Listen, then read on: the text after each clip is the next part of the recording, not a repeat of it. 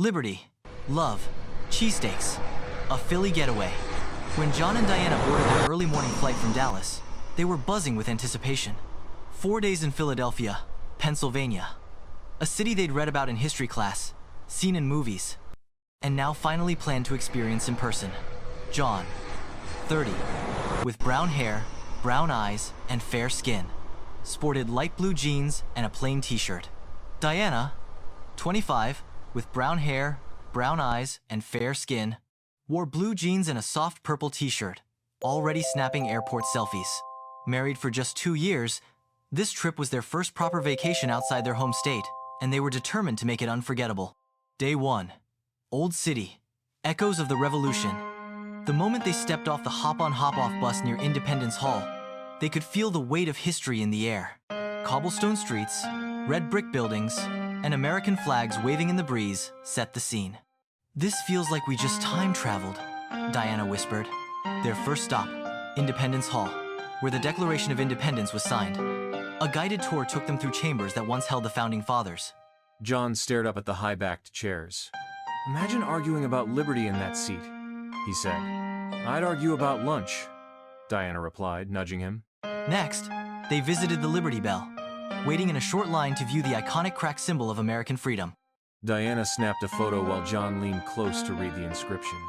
"It still rings," he said, smiling. "Just not literally." Lunch brought them to Reading Terminal Market, a food lover's paradise.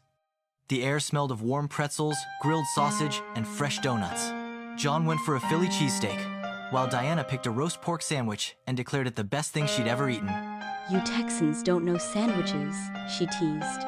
"Blasphemy," John replied through a mouthful of steak and cheese. Day 2. Museums, murals, magic on the streets. Day 2 started with art and culture. They headed to the Philadelphia Museum of Art, famous not just for its collections, but for the rocky steps.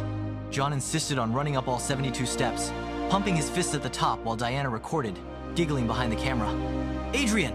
he shouted to passing tourists, who laughed and clapped. Inside the museum, they explored everything from impressionist paintings to ancient armor. Diana lingered by a serene Monet water lily canvas, while John admired towering sculptures. "You feel small in a good way," he said softly. Afterward, they hopped back on the bus and rode through Center City, admiring street murals, old theaters, and outdoor cafes bustling with locals. A detour brought them to Magic Gardens, a mosaic-covered art installation filled with mirrors, tiles, and found objects that glittered under the sun. "This is like walking through someone's imagination," Diana said. They ended the day with dinner at a charming Italian spot in South Philly Garlic Knots, fresh pasta, and a shared dessert. The server had a thick Philly accent and gave them free cannoli. "Just 'cause y'all look happy." Day 3. Penn's Landing, Ben Franklin, a broken flip. Flop. On their third day, they made their way to Penn's Landing, the waterfront stretch along the Delaware River. Sailboats drifted by, kids ran through fountains, and musicians played live jazz under shady trees. They walked the boardwalk, grabbed iced lemonades, and toured the Independence Seaport Museum, where they climbed aboard the historic warship Olympia. John immediately pretended to steer it into battle. "Captain of Cheesesteak Command," Diana declared. Next, they visited the Ben Franklin Museum, an interactive space that brought the inventor's life to, well, life.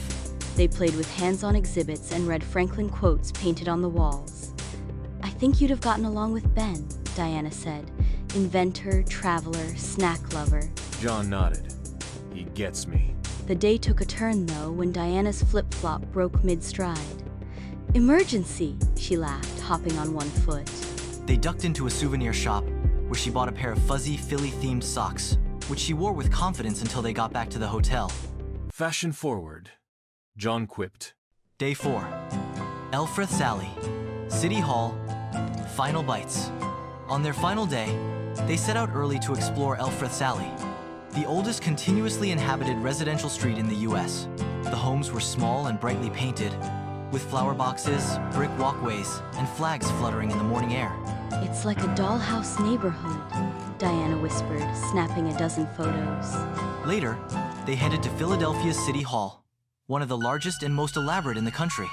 They took the elevator up to the observation deck, where William Penn's statue watched over the skyline.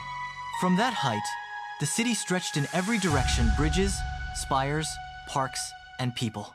They walked through Love Park, posed in front of the Love sculpture, and reflected on the trip with big smiles and tired feet. Before heading back to the airport, they made one last stop, a final cheesesteak at Jim's on South Street. The line was long, the grill sizzled loudly, and the sandwich was, once again, perfection. "I think we're officially part Philadelphia now," John said. Except we still say y'all, Diana added, taking another bite. Homeward bound with hearts full of Philly. As the plane climbed above the city that night, John looked down through the window, spotting the Ben Franklin Bridge, lit in blue, stretching across the river. This was the best kind of vacation, he said, part history, part adventure. Diana leaned her head on his shoulder, and all cheesesteak. They had come for landmarks and museums and found moments of laughter, connection, and wonder tucked into every corner. Philadelphia wasn't just a stop on their map, it became part of their story. And as they flew home to Texas, full of memories and new favorite phrases, John, anyone? They knew they'd carry a piece of Philly in their hearts, and maybe a few extra calories in their carry-ons.